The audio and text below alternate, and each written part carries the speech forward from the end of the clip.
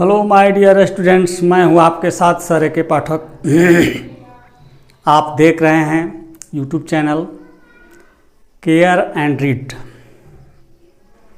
इस चैनल के माध्यम से हम आपको आज 10वीं कक्षा के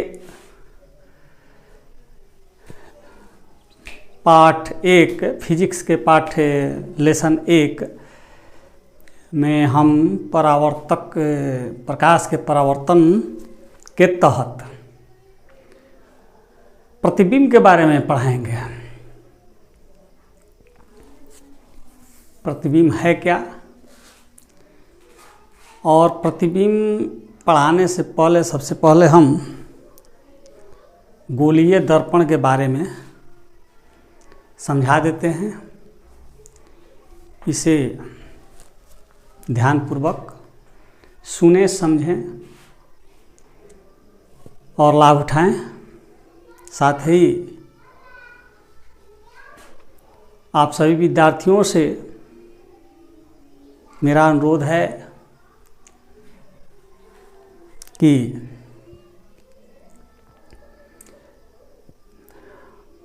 इसे देखें, सुने, लाभ उठाएं। साथ ही सब्सक्राइब अवश्य करें, साथियों में शेयर करें, लाइक करें और हम आपको साथ दें, आप हमको साथ दें। तो देखिए मेरे प्यारे विद्यार्थियों, प्रतिबिंब समझाने से पहले थोड़ा सा हम गोलीय दर्पण की चर्चा कर लेते हैं, क्योंकि प्रतिबिंब समझाते वक्त हमें गोलीय दर्पण की आवश्यकता होगी। गोलीय दर्पण है क्या? गोलीय दर्पण माने उस दर्पण को कहते हैं जिसका परावर्तक सतह या परावर्तक पृष्ठ गोलीय हो। किसी खोखले गोले का भाग होता है, किसी खोखले गोले का भाग होता है। यानी मान लीजिए कि एक गोला है,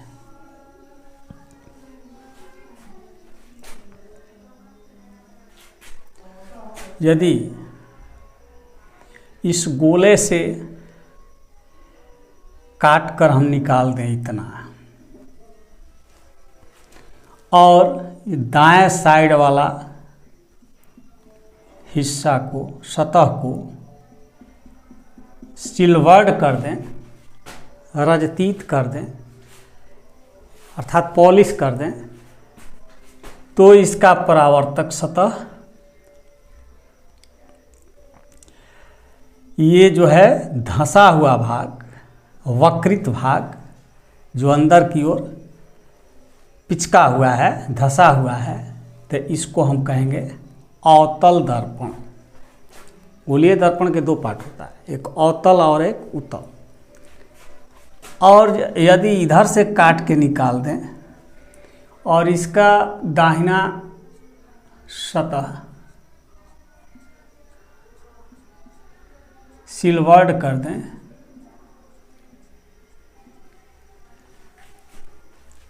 सिल्वर्ड मत इसलिए कहा जाता है कि सिल्वर नाइट्रेट के कलई होता है, इसलिए इसको सिल्वर्ड कहा जाता है।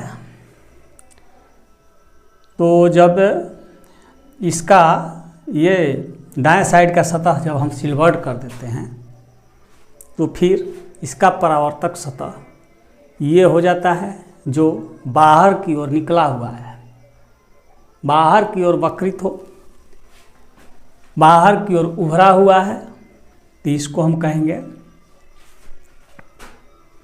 उत्तल दर्पण। जब ये दोनों दर्पण किसी खोखले गोले का भाग होता है, तो फिर इस खोखले गोले का एक सेंटर होगा, केंद्र होगा।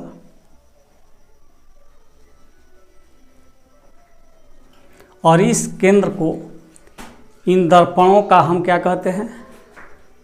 सेंटर ऑफ कर्वेचर, अर्थात वक्रता केंद्र। इस पॉइंट को हम कहते हैं, इस पॉइंट को कहते हैं सेंटर ऑफ कर्वेचर।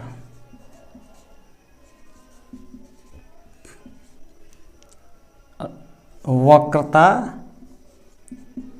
केंद्र।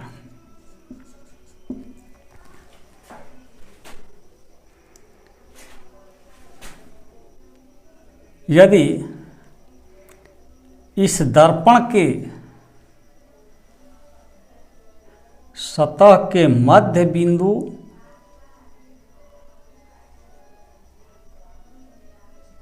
निकाल लेते हैं, तब इसे हम कहते हैं पोल। इस पॉइंट को कहते हैं पोल। पोल का हिंदी में होता है ध्रुव।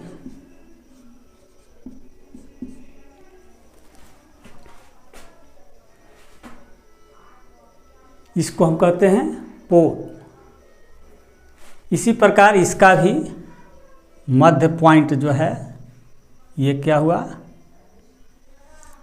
इसको कहा गया पोल। और इसे व्यक्त किया जाता है पोल के पहला लेटर से। ये P है, ये P है।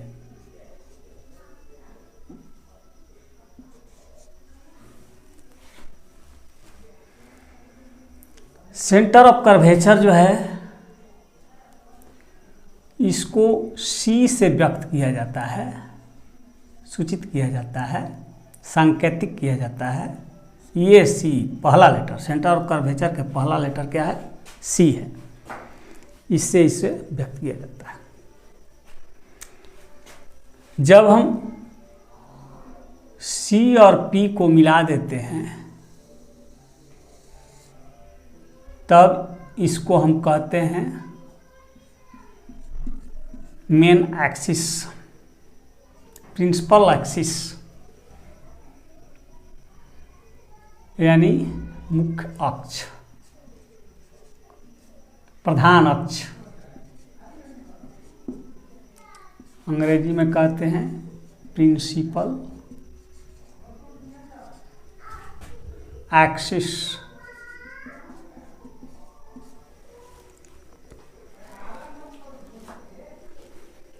और ठीक इन दोनों के मध्य बिंदु को, या इसको कहते हैं PC को क्या कहते हैं? R। PC यहाँ से लेकर यहाँ तक के दूरी को हम कहते हैं R, मतलब वक्रता त्रिज्या। वक्रता त्रिज्या मतलब रेडियस इसको कहा जाता है।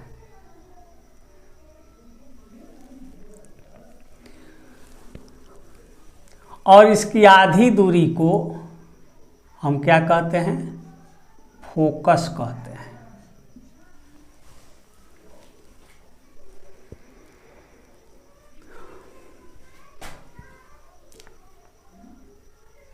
इसी तरह से ये दोनों दर्पणों में मैंने समझा दिया। अवतल दर्पण में भी और उत्तल दर्पण में भी अगर यहाँ हम दे देते हैं, ये हो गया। अब ऐसे ही इसके चिन्ह के बारे में भी पता चल जाएगा। ये जो है दर्पण के सामने है तो ये ऋणात्मक हो जाता है। इसको कहते हैं, इतना को हम F, फोकस दूरी कहते हैं। इसी तरह से ये भी फोकस दूरी हो जाएगा। इसको भी हम फोकस दूरी कहते हैं। चूंकि ये दर्पण के पीछे है, दाईं ओर है, तो ये धनात्मक हो गया, फोकस दूरी धनात्मक हो गया। और ये दर्पण के सामने है तो ये फोकस दूरी ऋणात्मक हो गया। और इसको हम द्वारक कहते हैं। अगर इसको हम अलग ऐसे बना दें तो समझने में अच्छा होगा।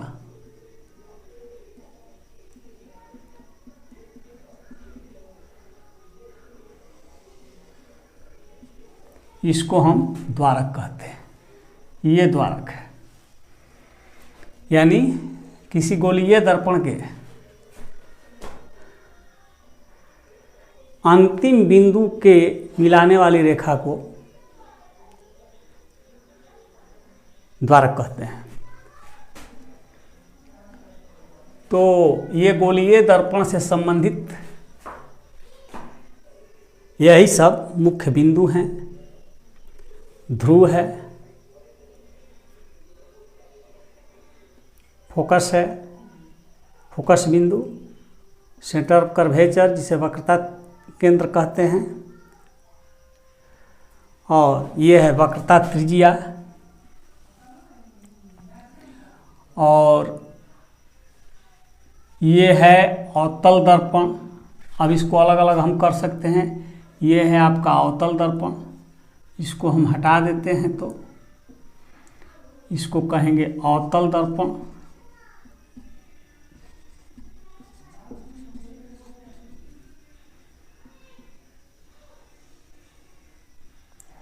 और इसको कहेंगे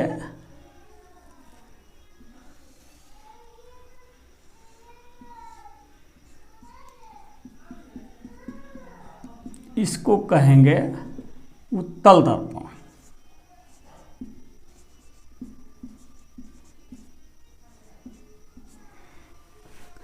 अंतर क्या है दोनों में? अंतर है दोनों खोखले गोले का भाग होता है। इसका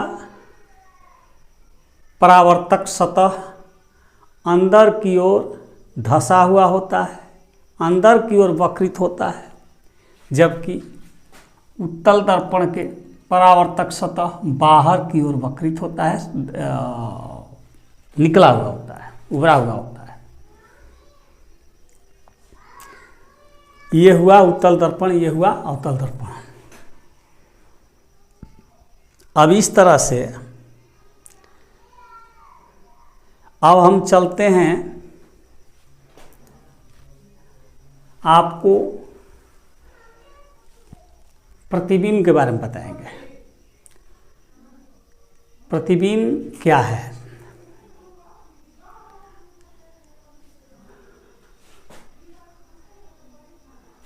अब प्रतिबिंब को बताने से पहले हम एक आकृति देंगे और इसके आधार पर हम आपको प्रतिबिंब को परिभाषित करेंगे।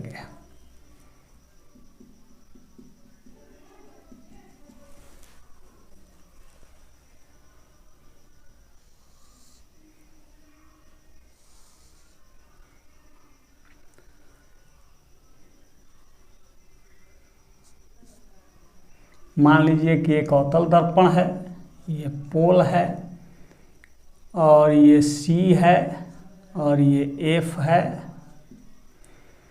यहाँ कोई वस्तु स्थित है।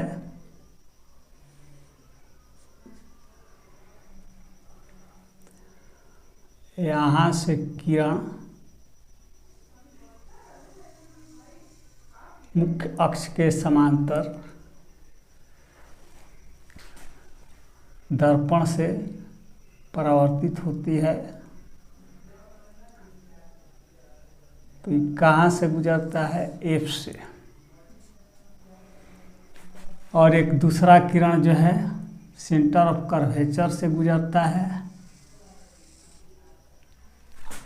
तो इसका नियम है कि जिस पथ से जाता है उसी पथ पर लौट जाता है। या अन्य किरण भी खींचा जा सकता है। यहाँ से अगर इसको यहाँ से हम अगर फोकस से भी इसको हम ऐसे गुजारते हैं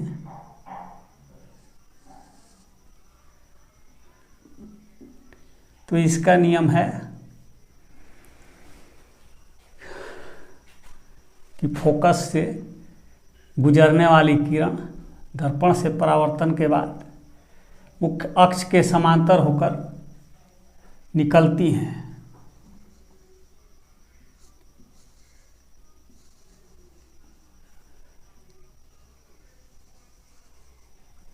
ऐसे अब हम आपको इस आकृति के आधार पर बताएंगे कि प्रतिबिंब है क्या।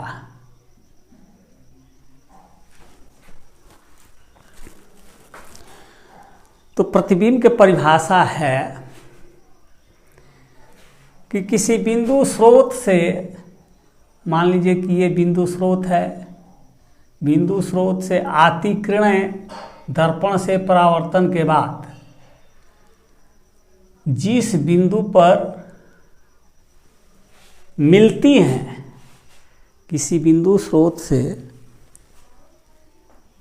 आती किरणें दर्पण से परावर्तन के बाद, किसी बिंदु स्रोत से आती किरणें, किसी बिंदु स्रोत से आती किरणें दर्पण से परावर्तन के बाद जिस बिंदु पर मिलती हैं, यानी सिर्फ इस किरण पर ही ध्यान नहीं देना है, ये सेंटर ऑफ कर्वेचर से जो किरण गुजर रही है इस पर भी नज़र देना है। ये दोनों इधर से आया, समांतर फोकस से होकर गुजरा, और सेंटर ऑफ कर्वेचर से, ये दोनों इस पॉइंट पर मिलती हैं।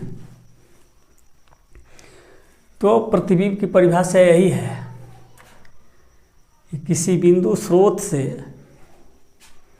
आती प्रकाश की किरणें दर्पण से परावर्तन के बाद जिस बिंदु पर मिलती हैं या जिस बिंदु से आती हुई प्रतीत होती हैं, तो मिलती है तो बता दिया, अब आती हुई प्रतीत होने के लिए हमें एक अलग आकृति देंगे।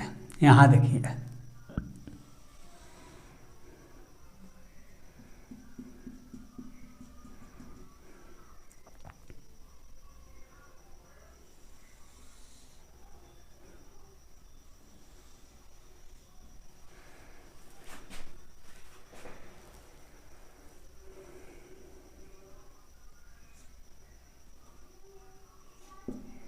यदि यहाँ कोई वस्तु हो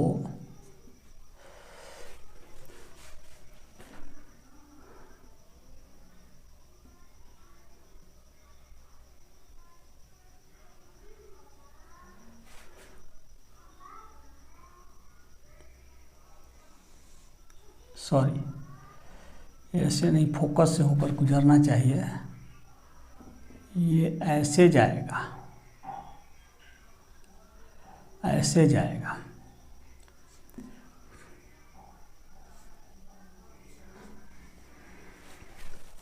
और एक दूसरा है सेंटर ऑफ कर्वेचर से गुजरने वाला किरण जिस पथ से होकर चलता है दर्पण से परावर्तन के बाद उसी पथ पर लौट जाता है। इस तरह से जब इसको हम पीछे की ओर बढ़ाते हैं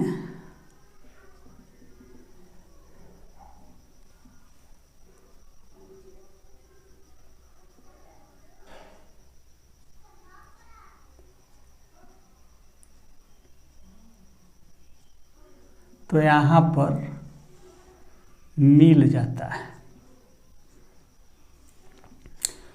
अब देखिए इस आकृति में इस पॉइंट से आती हुई प्रतीत हो रही है, जबकि इस आकृति में इस पॉइंट पर मिलती हुई प्रतीत हो रही है। दोनों में अंतर है। तो प्रतिबिंब की परिभाषा है कि किसी बिंदु स्रोत से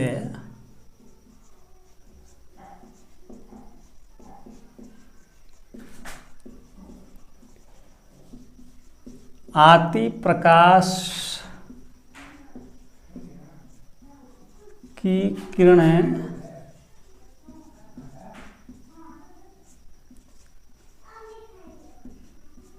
जिस बिंदु पर मिलती हैं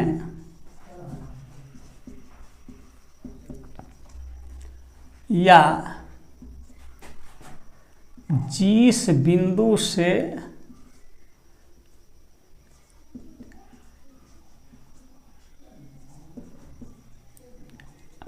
आती हुई प्रतीत होती हैं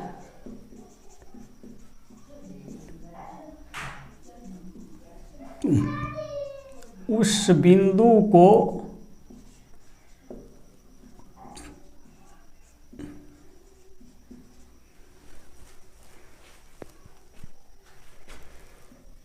बिंदु स्रोत का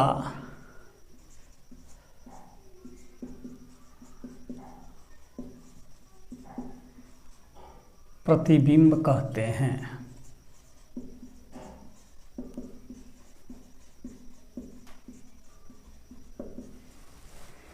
ये हुई प्रतिबिंब की परिभाषा।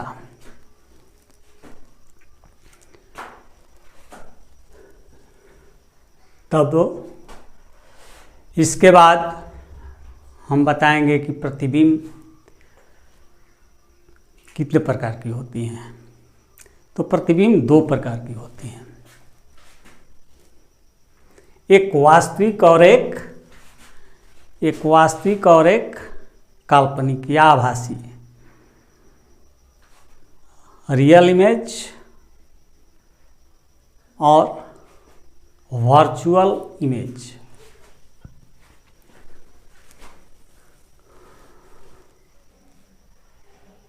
तो गोलीय दर्पण के बारे में तो मैंने समझा दिया, इसकी परिभाषा भी इसी में छुपा हुआ है।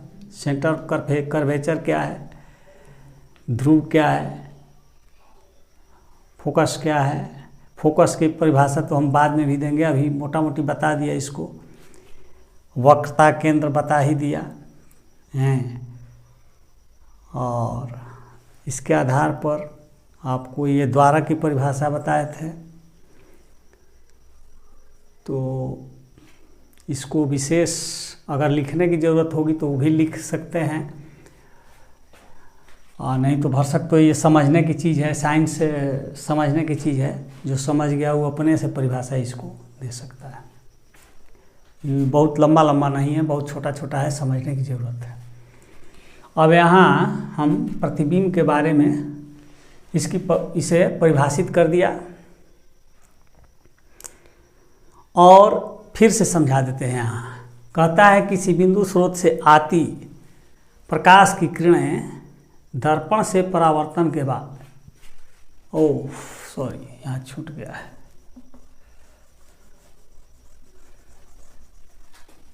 दर्पण से परावर्तन के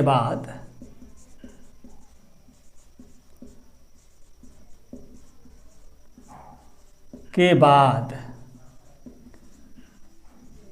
जिस बिंदु पर मिलती हैं या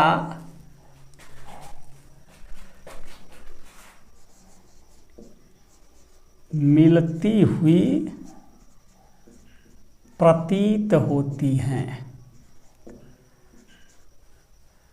मिलती हुई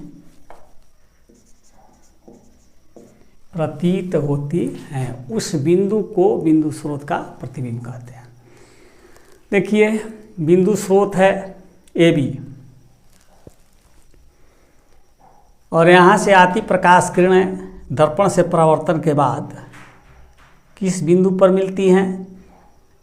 ये किरण है जो यहाँ फोकस से होकर गुजरता है, फिर ये सेंटर ऑफ कर्वेचर से जो गुजरता है, ये दोनों के कटान बिंदु A' है। इन दोनों के कटान बिंदु A' है। तो अभी परिभाषा से मिलती हैं, जिस बिंदु पर मिलती हैं, बिंदु स्रोत से आती प्रकाश की किरणें दर्पण से परावर्तन के बाद ये भी परावर्तित हो रही है किरण, और ये भी सेंटर ऑफ कर्वेचर से ये भी परावर्तित, या ये किरण ये फोकस से गुजर रहा है, ये भी परावर्तित हो रही है दर्पण से, और तीनों के कटान बिंदु यही है। तो इस बिंदु पर यानी ए डैश पर बिंदु स्रोत से आती प्रकाश की किरणें सब परावर्तन के बाद ए डैश पर मिलती हैं। तब इस प्रकार से जब इस पर हम ये मुख्य अक्ष है, मुख्य अक्ष पर जब ए डैश से लंब डाल देते हैं तो हमें प्रतिबिंब प्राप्त हो जाता है। इसी तरह से दूसरा है मिलती हुई प्रतीत होती हैं, यानी बिंदु स्रोत से आती प्रकाश की किरणें दर्पण से परावर्तन के बाद जिस बिंदु से आती हुई, देखिए यहाँ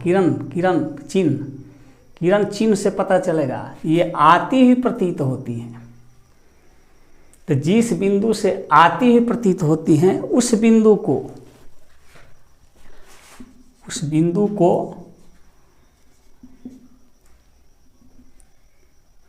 बिंदु स्रोत का प्रतिबिंब कहते हैं। ये हुआ रियल इमेज, इसको हम कहेंगे रियल इमेज, यानी वास्तविक प्रतिबिंब।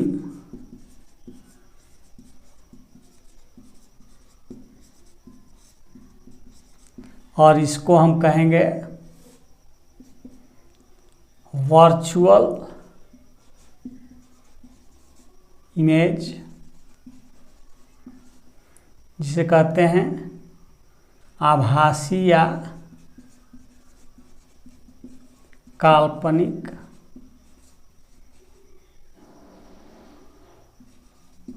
प्रतिबिंब।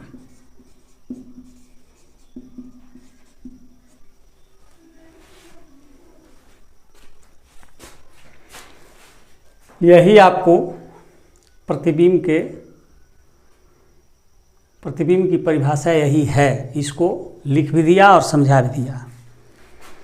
बाकी गोलीय दर्पण के मुख्य पद जो हैं पोल, सेंटर ऑफ कर्वेचर,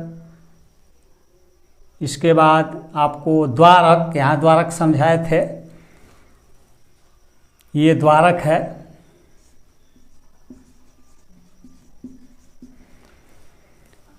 इसके बाद आपका प्रिंसिपल एक्सिस, मुख्य अक्ष जो है, इसको समझा दिया। ये अवतल दर्पण है, ये उत्तल दर्पण है, सारा चीज़ को समझा दिया। इसे समझने की आवश्यकता है और लाभ उठाने की आवश्यकता है। प्रतिबिंब के प्रकार। प्रतिबिंब दो प्रकार के होते हैं, वास्तविक प्रतिबिंब रियल इमेज, आभासी या काल्पनिक प्रतिबिंब वर्चुअल इमेज।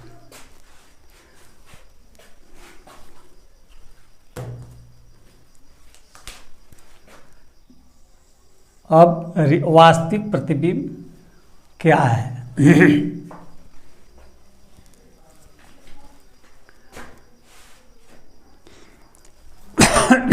वास्तविक प्रतिबिंब का मतलब है कि अभी जो समझाया,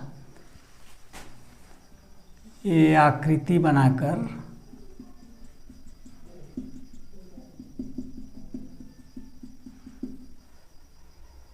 ये वास्तविक प्रतिबिंब होगा।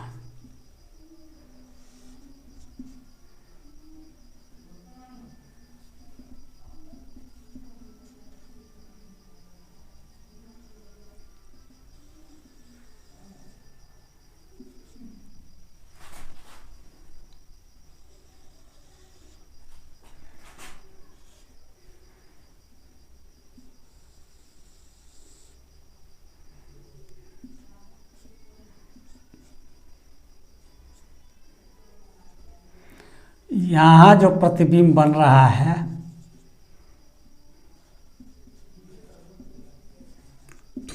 ये प्रतिबिंब वास्तविक प्रतिबिंब है। यानी बिंदु स्रोत से, किसी बिंदु स्रोत से आती प्रकाश की किरणें दर्पण से परावर्तन के बाद, ये भी आती प्रकाश की किरणें है, दर्पण से परावर्तन के बाद है, जिस बिंदु पर मिलती हैं, ए डैश पर मिलती हैं, जिस बिंदु पर वास्तव में मिलती हैं उसे हम वास्तविक प्रतिबिंब कहते हैं। यानी इसको हम परिभाषित करेंगे ऐसे, वास्तविक प्रतिबिंब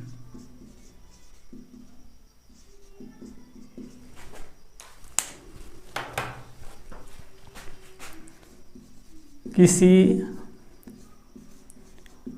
बिंदु स्रोत से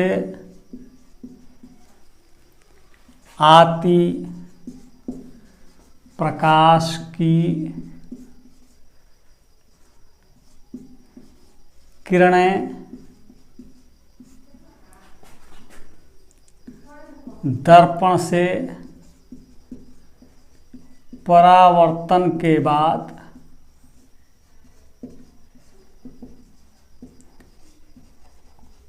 जिस बिंदु पर वास्तव में मिलती हैं उस बिंदु को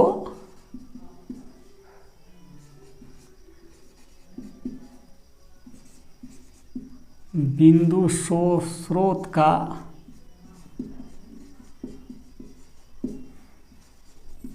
वास्तविक प्रतिबिंब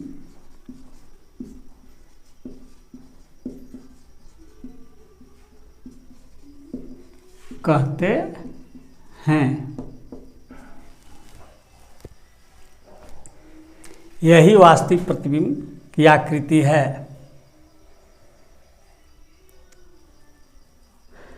अब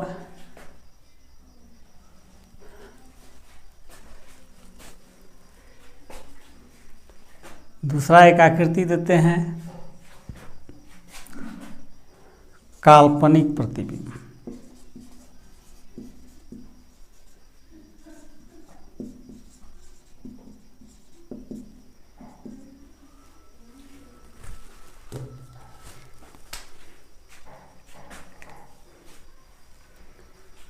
काल्पनिक प्रतिबिंब के लिए अगर हम एक आकृति दे दें,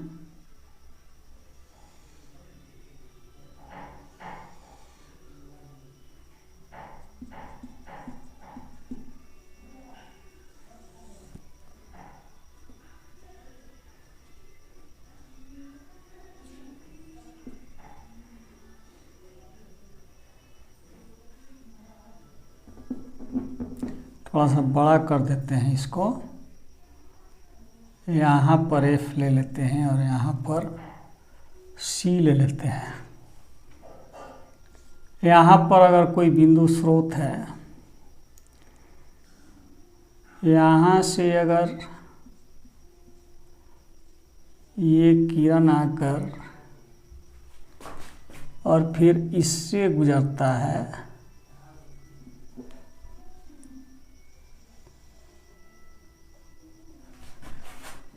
इससे होकर गुजरता है और एक पॉइंट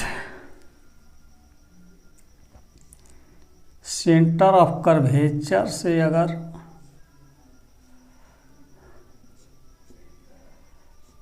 ऐसे, तो ये दोनों जो है कहाँ मिलते हैं, आगे चल के मिल जाते हैं।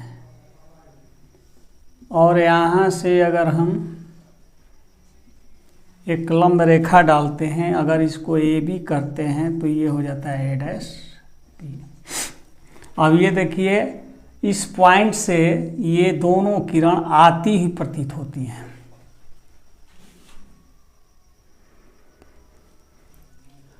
तो अब इसकी परिभाषा है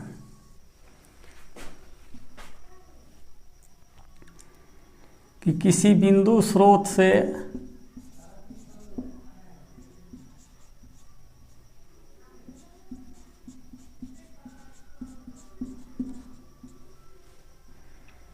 आती प्रकाश की किरणें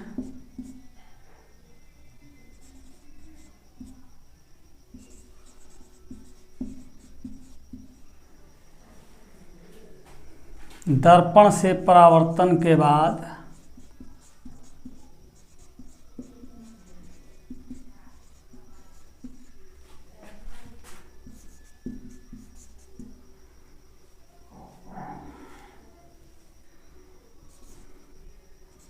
जिस बिंदु से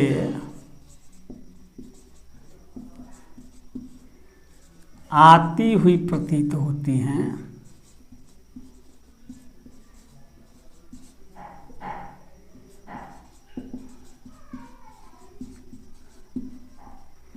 उससे उस बिंदु स्रोत का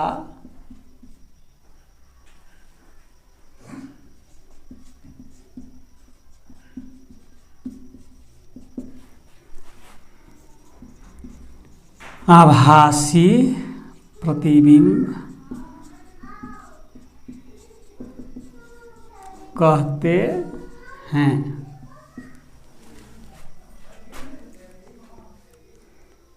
अब हम बताएंगे, इसे नोट कर लेना। अब हम बताएंगे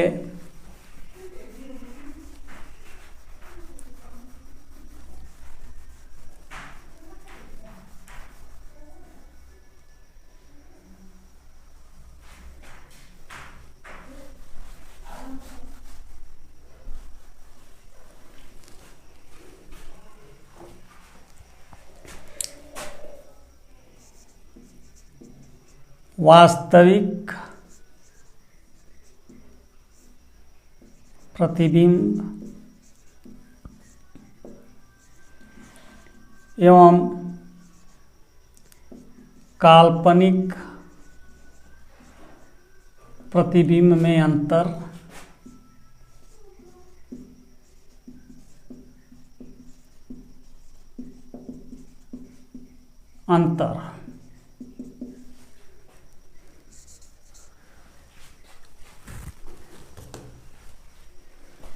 इसका मतलब है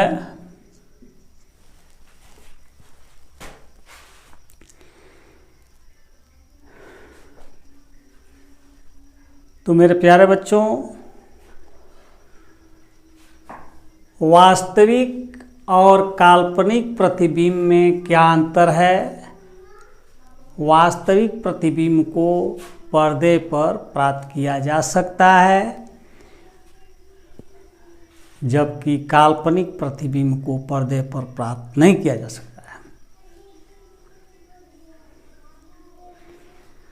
वास्तविक प्रतिबिंब वस्तु की अपेक्षा सदैव उल्टा बनता है,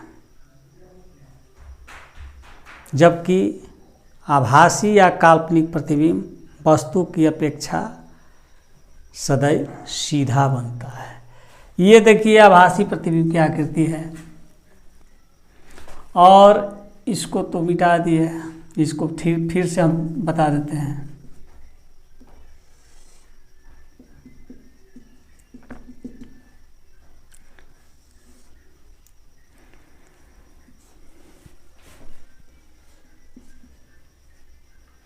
ये सेंटर ऑफ कर्वेचर ये एफ हो गया,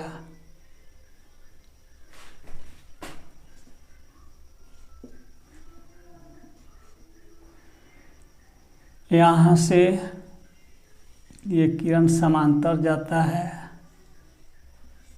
टेढ़ा मेढ़ा नहीं होना चाहिए, सरल रेखा होना चाहिए। तो ये फोकस से होकर गुजरता है ना, और एक सेंटर ऑफ कर्वेचर से होकर गुजरता है। इसको और बढ़ा देते हैं ऐसे। तो जिस पथ पर आता है उसी पथ पर लौट जाता है। अब ये देखिए प्रतिबिंब हुआ ए डैश बी डैश, ये प्रतिबिंब है।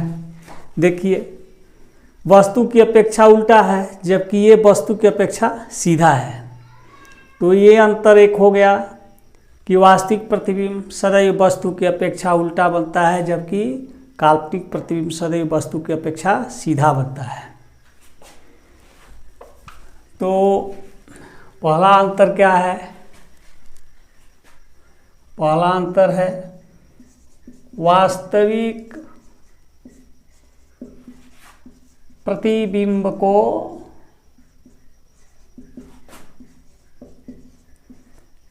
पर्दे पर प्राप्त किया जा सकता है, जबकि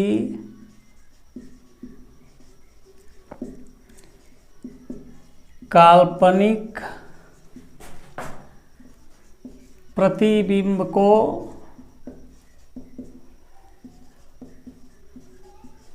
पर्दे पर नहीं प्राप्त किया जा सकता है।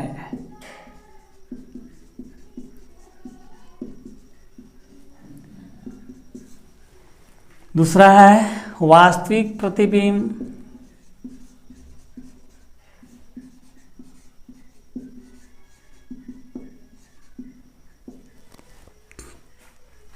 वस्तु की अपेक्षा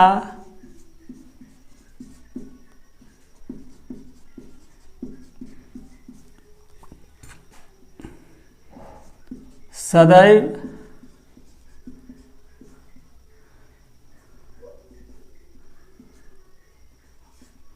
उल्टा बनता है, जबकि काल्पनिक प्रतिबिंब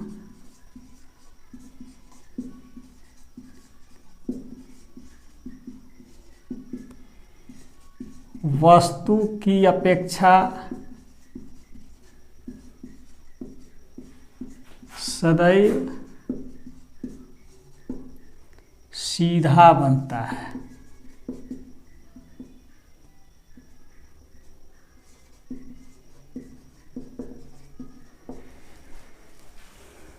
ठीक है बच्चों, यही है प्रतिबिंब के बारे में।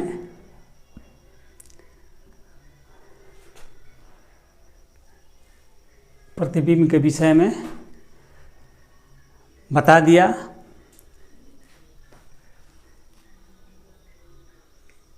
इसको बताने से पहले गोलीय दर्पण के बारे में भी कुछ चर्चा किया, उनके मुख्य पदों को बताया, परिभाषित किया।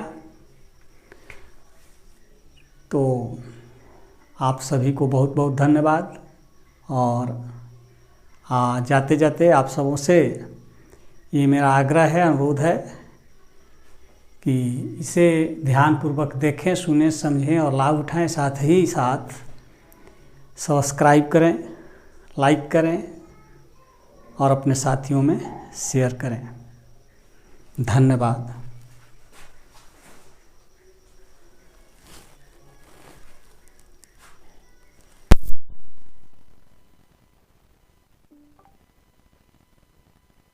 It's 9:35 p.m.